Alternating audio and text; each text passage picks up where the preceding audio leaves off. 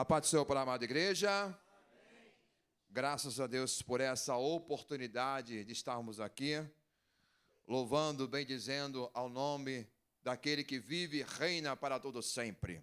Primeiramente, quero aqui parabenizar todos os pais que estão aqui no templo, que estão assistindo ao vivo a gravação desse culto, Feliz Dia dos Pais, que Deus abençoe a sua vida, você seja um pai biológico, ou você não sendo um biológico, mas daquele pai presente, então Deus continua abençoando poderosamente a sua vida. O meu pai, que já não está entre nós, já dorme no Senhor, na qual eu tenho muita saudade, mas muitas coisas que ele pôde me ensinar, em várias características, eu carrego até hoje. Então é algo que eu carrego como legado, em saudosa memória, presbítero Antônio Fontes, na qual o pastor Deus conheceu, mas já conheceu né, doente. Mas Marcos Paulo conheci meu pai, saúde perfeita, atividade, então meu pai deixou um grande legado. Então é algo que eu carrego isso no meu coração. E antes de nós ministrar a palavra do nosso Deus, por gentileza, pessoal do som, bota aí. Dia 18 de outubro será o segundo aniversário do Ministério dos Homens. Cadê os homens da nossa igreja? 18 de outubro, tá? Essa é a nossa camisa. O tema está aí, Amigos de Cristo, né? Já que é o encontro dos amigos, né? Então, Amigos de Cristo, tá? Essa camisa está no valor de R$ 37,00, tá? Pelo Pix da igreja. Quando fizer o Pix, me passa o tamanho, tá? Que eu não sou adivinho, não. Pastor, eu quero que o meu filho, que é criança, também use. Também tem. R$ 27,00 para a criança, tá? Claro, se o pai quiser. E a camisa está aberta para todos, homens, ou seja, adolescentes, jovens, adultos, para quem não é crente, para quem é crente, sim. Aberto para todos. Então, quem quiser, nos procure, tá? Ah, pastor, não posso fazer o Pix, eu posso fazer outra forma de pagamento, sem problema. Só procurar, tá? E assim será uma bênção. Marca aí, dia 18 de outubro, ok? Só não cair no esquecimento. E sexta-feira agora, o nosso encontro, tá? Encontro dos homens, aqui na nossa igreja. E não é papo furado não, irmão, é papo de Bíblia, tá? Papo furado é coisa aí, né? Como diria o Peter do blog O Cristão Pentecostal, ele fala, pastor, é coisa de papo furado. Mas não é papo furado não, meu irmão. Papo furado é coisa fora, é Bíblia. É Bíblia, palavra de Deus, oração. Então venha, tá? O encontro dos amigos, sexta-feira agora, tá? Será o pastor Alexandre que estará ministrando para cada um de nós. Amém? Abra sua Bíblia no Evangelho de João, capítulo 14. 14 ou 14, tem essa discussão, né? Evangelho de João, capítulo 14. Apenas um versículo, versículo 6. E nessa noite, permita-me deixar um título da mensagem: As autoafirmações de Jesus. Evangelho de João, capítulo 14, apenas um versículo, versículo 6, muito conhecido. E você que está assistindo, nos acompanha também, por favor. João, capítulo 14, versículo 6. Todos acharam? Diz assim: Disse-lhe Jesus, eu sou o caminho e a verdade e a vida. Ninguém vem ao Pai senão por mim. Podemos assentar, em nome de Jesus. Que Deus abençoe a todos aqui da igreja e vocês que estão assistindo ao vivo a gravação desse culto. A palavra autoafirmação tem várias definições, mas uma delas é defesa da sua identidade. Já na época de Jesus, naquele contexto lá daquela época, procuravam as pessoas interpretar a sua figura misteriosa por meio de aplicação de categorias, né? Ou seja, as pessoas, né, naquele contexto difícil, no aspecto social, no aspecto moral e aspecto espiritual, que Roma era que dominava aquela época, e a gente não precisa ser PhD e conhecer o Império Romano, só estudar um pouquinho, já percebe que é um império cruel, ditador, tá? Foi esse período que Jesus e depois os apóstolos viveram. A imoralidade era muito grande. Se você acha que a imoralidade é algo nos nossos dias atuais, não é. Naquela época, a imoralidade florava assim, com uma facilidade muito grande. Até mesmo esses assuntos que a gente se fala no dia de hoje, já naquela época era algo muito presente, tá? O nível de imoralidade era muito grande. E a questão da religião estava em crise, tá? Os fariseus, embora grandes zeladores, né, da lei, viviam uma prática de hipocrisia. Saduceus, né, uma questão muito equivocada em termos de interpretar o texto bíblico, e o Sinédrio, que nenhum deles era da tribo de Levi. Olha só, olha a bagunça que estava ali naquele contexto ali religioso. Então o povo, né, era um povo que não tinha uma direção. Por isso que Jesus, alguns evangelhos sinóticos, ele diz o quê? É um povo sem pastor. Por isso que Jesus tinha compaixão, que olhou para aquela direção, a vida daquelas pessoas, sem direção, sem uma perspectiva, sem um norte, espiritualmente, sem uma direção. Então, era um contexto muito difícil. E nesse contexto é que Jesus, ele nasce. Ele se fez homem e habitou naquele contexto ali. Por essa razão, as pessoas olhavam para Jesus e tentavam compreender, entender, interpretar quem é Jesus, o que ele ensina. Porque o ensinamento de Jesus era totalmente contrário ao judaísmo. O judaísmo, ele tinha um aspecto, porque esperava um Messias no aspecto político. E Jesus não correspondia à expectativa política da religião judaica. Por isso que o judeu tinha certas dificuldades de relacionar com Jesus. E nessa auto-identificação, né, de autodefesa do que ele é, eu quero nessa noite compartilhar 3 pontos, de na qual as altas afirmações que Jesus fez. Primeira alta afirmação que Jesus fez foi filho do homem. E quando Jesus fala que ele é o filho do homem, ele está dizendo a sua humanidade. Ué, pastor, mas Jesus é Deus? Sim, ele é 100% Deus. Mas quando veio aqui na terra, ele também foi homem. E é interessante que o Evangelho de Mateus, capítulo 26, lá no versículo 2, diz: bem sabeis que daqui 2 dias é a Páscoa, e o Filho do Homem será entregue para ser crucificado. Jesus, quando ele exerceu o seu ministério aqui na terra, ele se fez homem, um homem perfeito, que o apóstolo Paulo, uma dessas epístolas, chama ele de segundo Adão. Por quê? Porque o primeiro Adão era perfeito, mas cedeu ao pecado. E o segundo Adão sofreu todas as tentações, mas em nenhum momento cedeu. E foi vitorioso na cruz do Calvário. E quando Jesus fala aos seus discípulos, ele está falando da crucificação.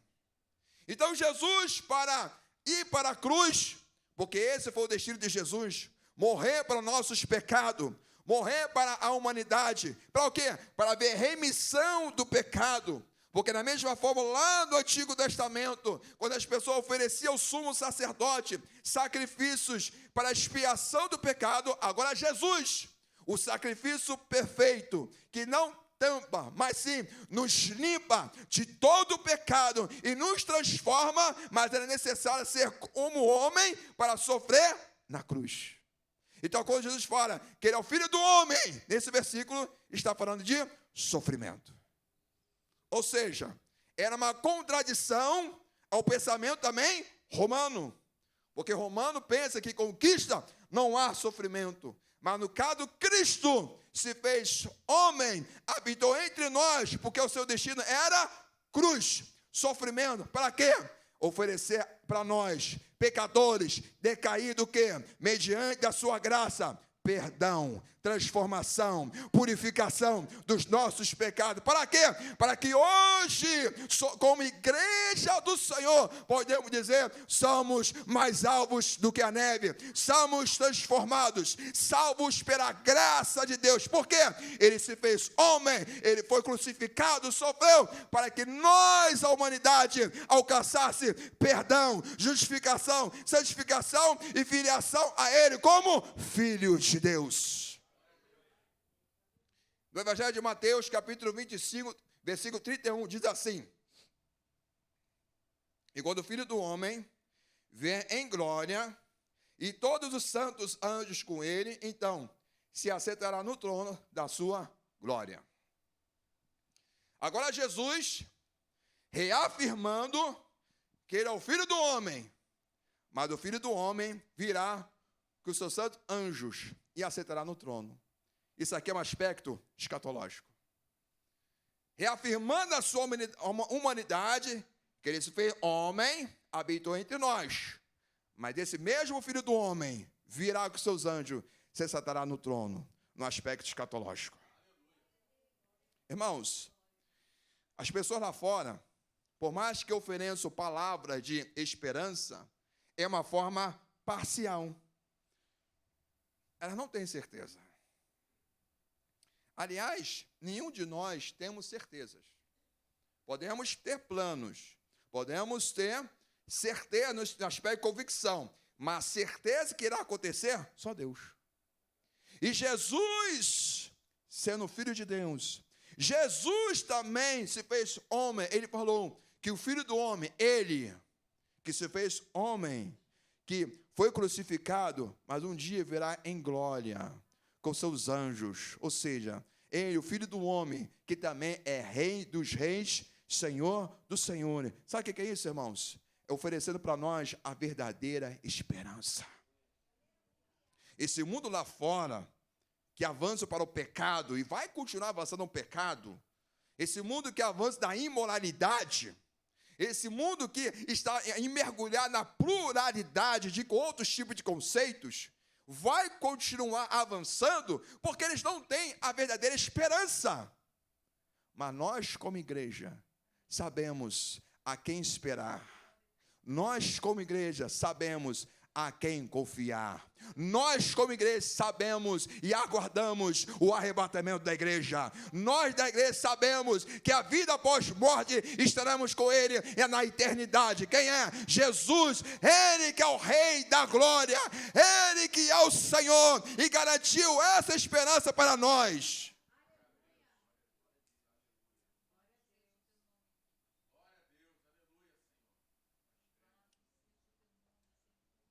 Foi Ele que garantiu. Por isso que João 14 diz o quê? Não se turbe vosso coração. Credes em Deus, credes também em mim. Palavra de esperança. Ele ofereceu palavra de esperança. Por isso que Jesus pode estabelecer palavra escatológica, futuro. Por quê? Porque Ele deu essa esperança. Ele garantiu. Os pensadores garantem palavras, muitas vezes positivas, mas é parcial. Naquele contexto, até pode influenciar gerações futuras, mas certo aspecto. Mas Cristo estabeleceu a tua palavra, que é eterna, que na qual aplica-se no passado, presente, futuro. Por isso, Jesus fala, lá em Hebreus 13:8 diz, Jesus Cristo é o mesmo, ontem e hoje, e será eternamente. Sabe o que é isso? As palavras de Cristo sempre vai prevalecer e sempre vai valer em qualquer época, tempo, anos e séculos, porque é palavras eternas, é palavras do próprio Deus. O Filho do homem garantia essa esperança. Por isso que nós, igrejas, nós, a igreja, temos a esperança de estar com Ele. Em Marcos capítulo 2, versículo 10, diz assim, ora, para que saibais que o Filho do homem tem na terra poder para perdoar pecados. Agora Jesus, ali em Cafarnaum, mais uma vez usa a expressão, o Filho do homem. Para saber que o Filho do homem, ou seja, o Deus que se fez homem, o mistério da encarnação, Deus se fez homem. E para que saber, porque os fariseus começaram a questionar, quem é Ele que pode perdoar pecados? Aí Jesus fortalece o que Ele é, a sua humanidade. Era Deus, mas ao mesmo tempo homem. Para que saibais que o Filho do homem tem poder. Não era uma pessoa qualquer. Era o próprio Deus. O próprio Messias, que no Antigo Testamento foi profetizado, começando pelo próprio Deus, Gênesis 3,15. E depois outros personagens bíblicos, fazendo a tipologia ali situações que apontavam lá para frente. O próprio ritualismo levítico que apontava lá na frente. Jesus é aquele cumprimento que só Ele pode perdoar pecados. E digo, o Filho do Homem, que é o próprio Cristo, se fez homem, ele ali oferecendo perdão para aquele homem, para aquele paralítico, para demonstrar aquilo que ele era Deus, que ele tinha autoridade da parte de Deus, porque ele pode perdoar pecado. Só daquela época? Não. Ele continua perdoando pecados de hoje, amanhã, depois da manhã, e assim o tempo passar. O perdão de Cristo está aí, oferecido para todos, e cabe eu e você se arrepender dos nossos pecados e usufruir do perdão de Deus. Segundo ponto nesta noite, que eu quero chamar a sua atenção. Segundo ponto da autoafirmações de Jesus é a palavra filho. E olha que diz Lucas 10, 22, diz assim: tudo que meu Pai me foi entregue, a ninguém conhece quem é o filho. Eu aprendi até aqui. Jesus usa a expressão filho. Ele usa a expressão filho, e falando acerca do Pai, ou seja, relacionamento. Jesus fala que ele é filho porque ele tem relacionamento com quem? Com Deus. É interessante, irmão, porque Jesus, ao morrer na cruz do Calvário, ele oferece a nós essa filiação. Porque quando nós recebemos Jesus em nossas vidas, nós não somos mais pecadores à condenação eterna, mas somos agora, como diz Lutero, pecadores justificados em Cristo.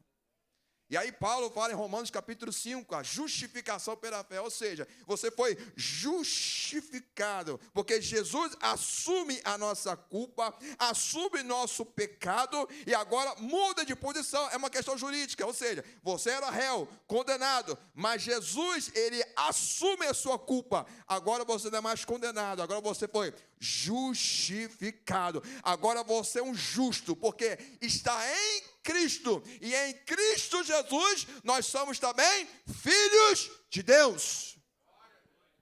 E se você é filho de Deus, você pode falar como Paulo, 2 Coríntios 5,15, quem está em Cristo, nova criatura é. As coisas velhas se passaram, eis que tudo se fez novo. Quem é filho de Deus pode louvar o Senhor. Quem é filho de Deus pode glorificar o Senhor, porque vive essa novidade de vida. Oh, glória a Deus, aleluia. Quem é filho de Deus experimenta e tem esse relacionamento com Deus.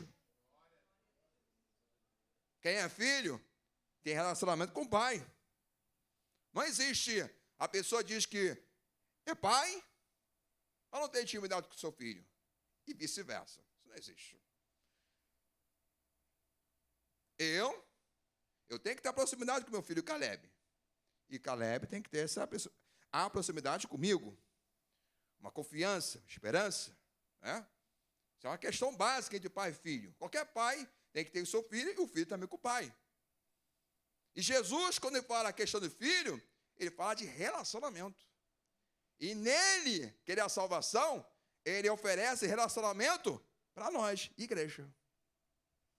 Por isso que existe, né, a questão que Hebreus fala, a questão da acesso à sala do trono, que mais tarde Lutero chama de sacerdócio universal de todo crente. O que é isso? Todo crente de Jesus tem acesso a Deus. Por intermédio de quem? Jesus. E aí, permita-me, pegasse 2 testemunhos que foram contados aqui, a Fabiana e Marcos Paulo. Teve momentos que eles, o quê? Buscaram a Deus. Por quê? Acesso a Deus. Teve situações que não estavam aqui na igreja, talvez fora aí por aí. Pararam e tiveram que orar, clamar. Agora, já pensou se ficar, não, vou esperar um dia, um culto e a hora para clamar a Deus? Misericórdia. Mas não. Quando a pessoa sabe a quem ele serve, o Deus que ele acredita, que professa e busca, o Pai que ele tem, ele vai o quê? Procurar. Não é assim que nós agimos com nossos pais? Precisa de uma coisa, ligar para o pai. Ou quando é uma criança, pai, preciso encontrar minha coisa. Pai, me ajuda aqui, socorro. Não é assim? Não é assim? É engraçado, mas com certeza você já fez isso. Assim é o nosso Deus. Nós podemos a quem recorrer. Nós temos alguém para recorrer, irmãos. Isso nem é orgulho, não, irmãos. O próprio Deus, no texto de Mateus, que foi lido aqui, pedir, dá-se-fusar, bater, abrir-fusar. Todo aquele que pede, recebe. Ou seja, é o Pai, você pode receber, você pode pedir, você tem acesso a Ele, porque em Cristo, você é filho de Deus, você foi transformado, você tem acesso a Ele, a buscar a Ele, a base do Senhor, a presença de Deus, porque em Cristo Ele ofereceu isso, ou seja, o mesmo relacionamento que Jesus tem com o Pai, Ele ofereceu para nós.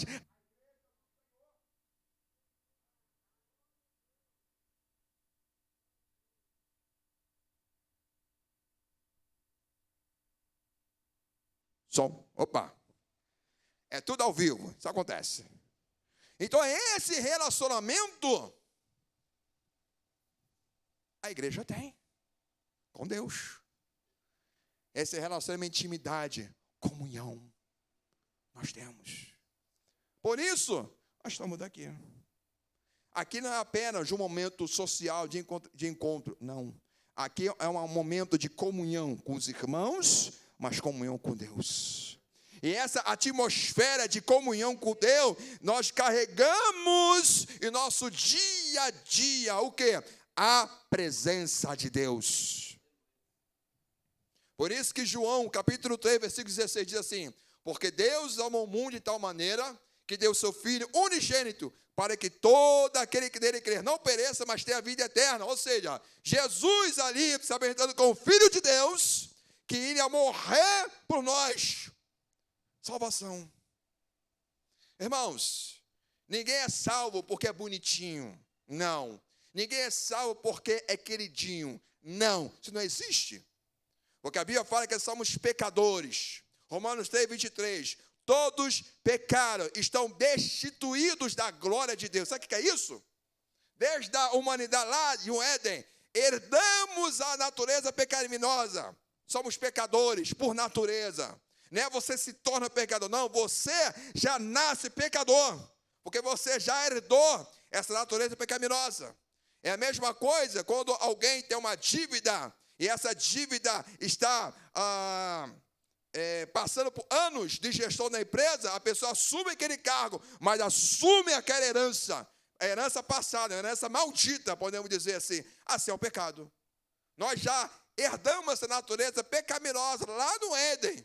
Nossos pais fizeram isso. Agora, em Cristo, quando nós professamos, arrependemos nossos pecados, recebemos Cristo em nossas vidas, nós obtemos essa salvação para ter o quê? Relacionamento com Deus.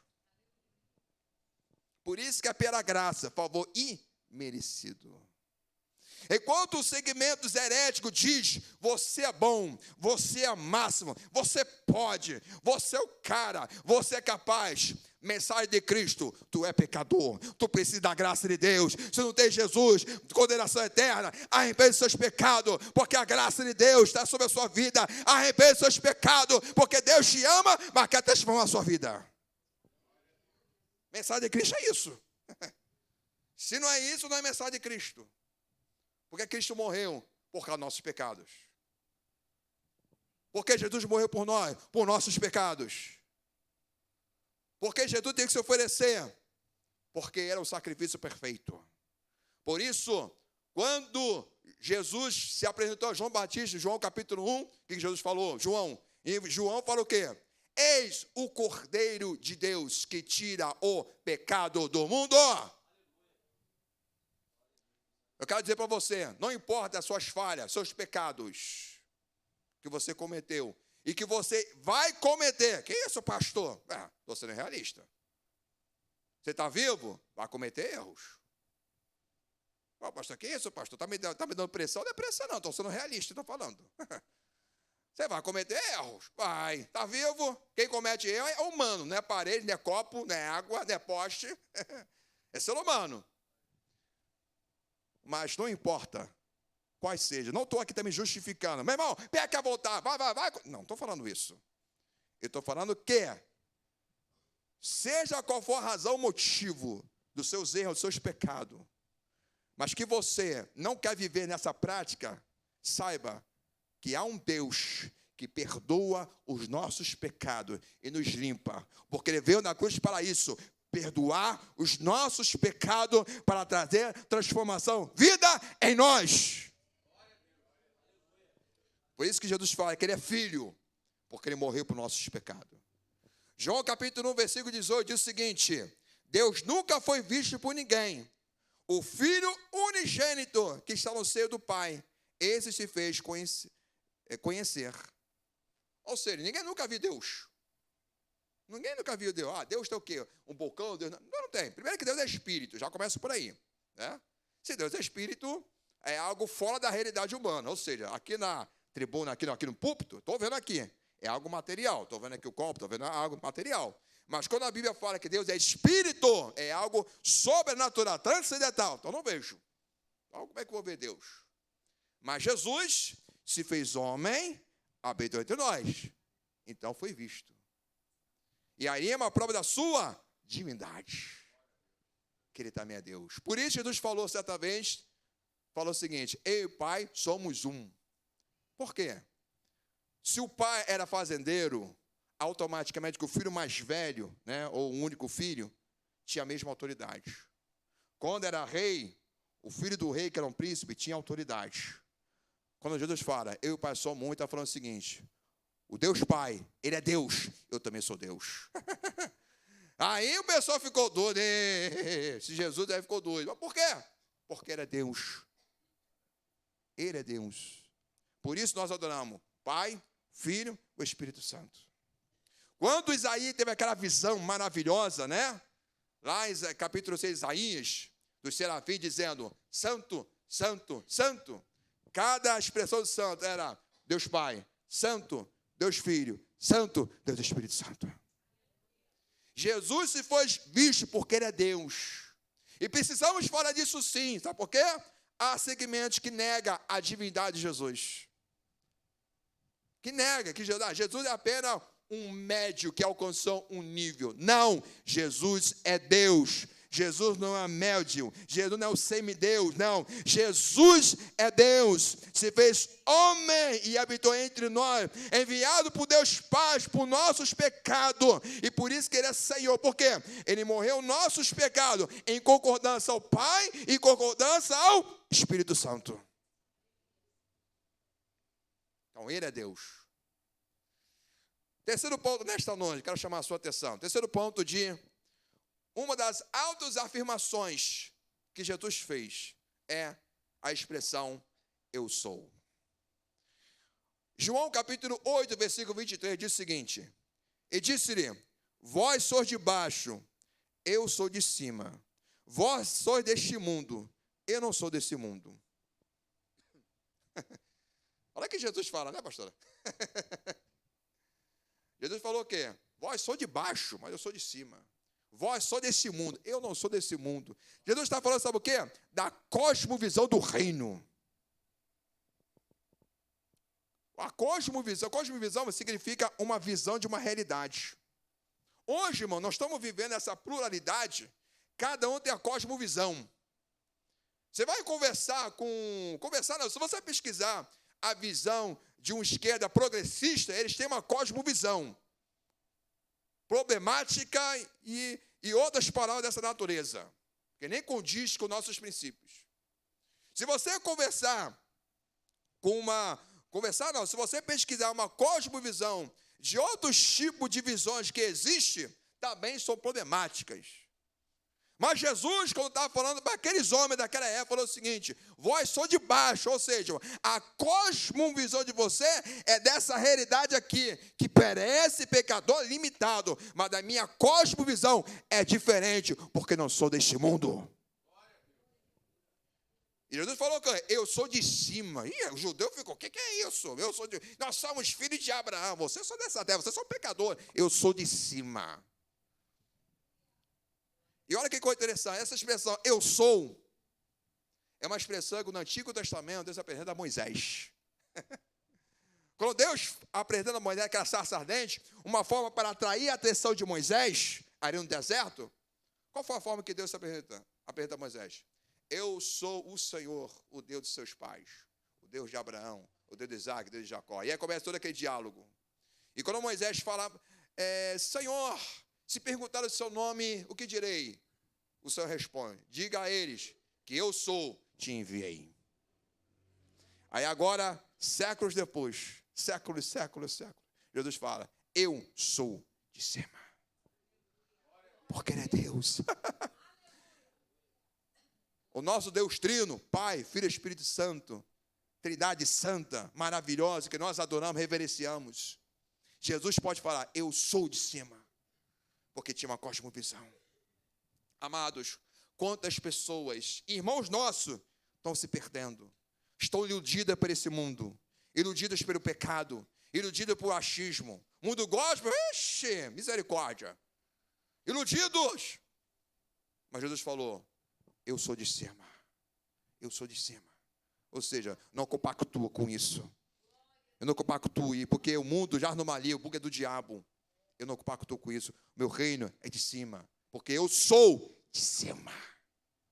Jesus tem essa autoridade para falar, eu sou de cima. Quando Deus se apresentou lá, em Êxodo 3, falou para Moisés, diga, eu sou, eu que te enviei, eu sou. A expressão eu sou é passado, presente e futuro. Eu sou. E agora Jesus fala, eu sou. Porque tem uma cosmovisão. Minha cosmovisão está acima deste mundo. Por isso que a igreja não respira filosofia mundana. A igreja, ela respira, melhor dizer, a cosmovisão do reino de Deus. A nossa filosofia, irmã, não é ética podre dessa política, não. A nossa ética cristã, que soa a presença do Espírito Santo. Por isso que Paulo diz o quê? Que a nossa força não é por violência, é por quê? Pelo Espírito Santo. Ou seja, é a presença de Deus, é a presença de Cristo em nós. Mas Jesus pode falar isso, porque Ele é o grande eu sou. Olha aqui João 8,58, bem conhecido. Diz-lhe Jesus, em verdade vos digo, que antes que Abraão existisse, eu sou. Aí os judeus ficaram doidos e queriam apedrejar Jesus, mas Jesus correu, porque não era momento ali de ser apedrejado, de ser morto, não era aquele momento. Mas Jesus está autoafirmando a eternidade.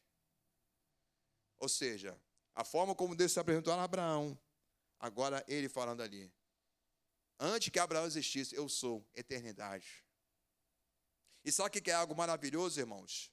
Se algo da eternidade não ficou apenas exclusiva a Deus, é claro que Ele é eterno, mas Ele oferece essa eternidade para viver conosco, porque Deus não é egoísta.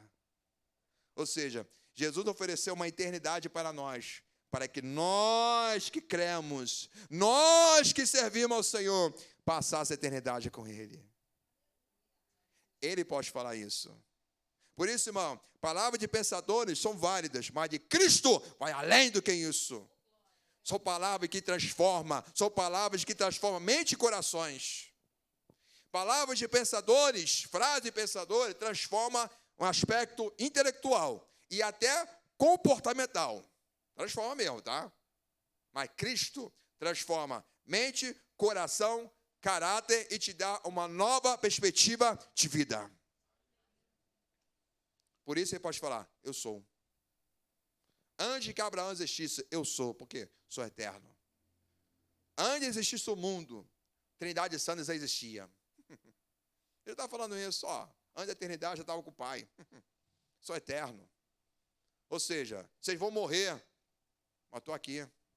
Virá outra geração, e o nome de Cristo vai continuar sendo apregoado. Quem disse que vai parar? Não, nem a grande tribulação, irmão, nem a grande tribulação vai negar a pregação de Cristo. Para você ver, irmão, que é um nome acima de todo nome. E em Marcos 6,50 diz o seguinte, porque todos viram e perturbaram-se, mas logo falou com ele e disse-lhe, tende bom ânimo, sou eu, não temas. sou eu, não temas. Olha que coisa, irmãos. O eu sou, o mesmo ali se apresentou a Moisés. E outros personagens bíblicos, que parecer aos discípulos. E é o mesmo Deus que fala, calma, sou eu, não temas. Sabe você que está passando uma dificuldade difícil? E talvez você nesse momento, você viu o testemunho e falou assim, aconteceu com ela, aconteceu com ele. Comigo? Sei não. Mas nessa noite o Espírito se diga a você, calma, sou eu, o Senhor, o Senhor. Sou eu mesmo, o Senhor, que operei na vida de um e na vida de outro, sou eu que também vou operar na sua vida. Será igual? Não, não será igual. Mas é o mesmo Deus que está falando ao seu coração, na sua mente, esse mesmo Deus está conduzindo a você nessa trajetória, é o mesmo que já está cuidando de você, que no tempo você vai agir sobrenatural, que vai trazer um milagre, que vai abrir as portas, é o mesmo Deus que mesmo que a escolha não acontece, mas Ele vai continuar a cuidar de você, porque esta palavra é Ele que garante, não é eu. É Ele. Os discípulos estavam ali no barco. E se tira ali, temores, preocupado. Mas Jesus falou, calma. Não era chapurico, não. Calma, não queremos pânico. Não. Mas falou, calma, sou eu. Não temas. Igreja, calma. Não temas. Ao Senhor. O Brasil está em crise. Tá. Não é de agora, não. É preocupante? Sim. Não vamos também ser realidade. Não. Nós estamos um país de maravilha. Não. Não vamos romantizar as coisas, não. Não. Mas não vamos temer, irmãos. É preocupante? Sim. Mas não deixar isso florar na nossa mente, no nosso coração, ao ponto que você tem que tomar remédio para dormir por causa de situação por isso. Não faz isso, não. Não é isso. Esse não é o caminho. Há um Deus todo-poderoso que você pode confiar. Há um Deus que está dizendo a você, ei, não temas. Você é trabalhador. Que você que é trabalhador. Deus sabe que você é trabalhador. Mas está passando dificuldade, você não é preguiçoso, você não é desocupado. Não! É a circunstância da vida que acontece. Deus está falando com você, olha, não temas, eu sei disso, não temas. No tempo certo eu vou abrir a porta. Você não é preguiçoso, você não é desocupado, não. É um momento de dificuldade que todos enfrentam. Mas não temas, eu estou contigo.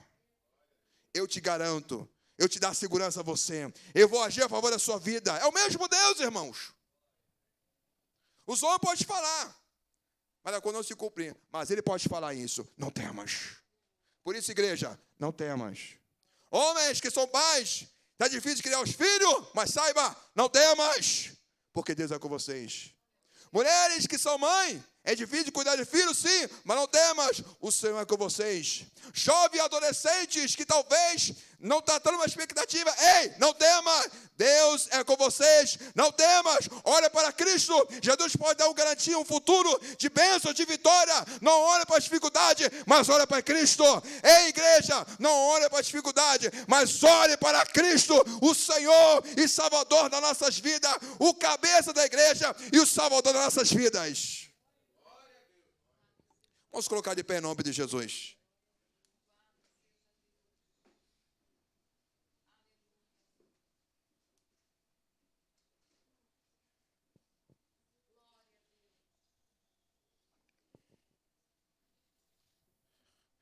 Glória a Deus.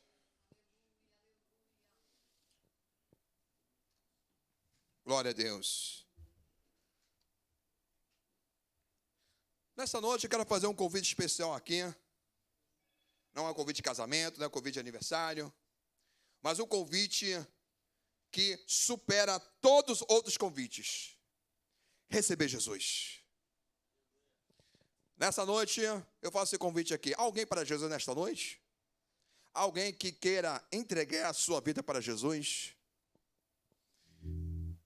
Talvez você pode falar, estou falando mais de religião. Olha, Jesus envolve religião. Eu sei que Jesus é mais que religião. Vai além. Muito mais além. Não é uma falácia, é transformação de vida, mudança. Alguém para Jesus nesta noite? Aqui no templo. Você que está assistindo aqui, a gravação o culto ao vivo? Você está em casa? Quer entregar sua vida para Jesus? Entrega agora. Está na cama? Na cama mesmo. Abre seu coração e entrega sua vida para Jesus. Você está aí em perfeita saúde? Se você quiser.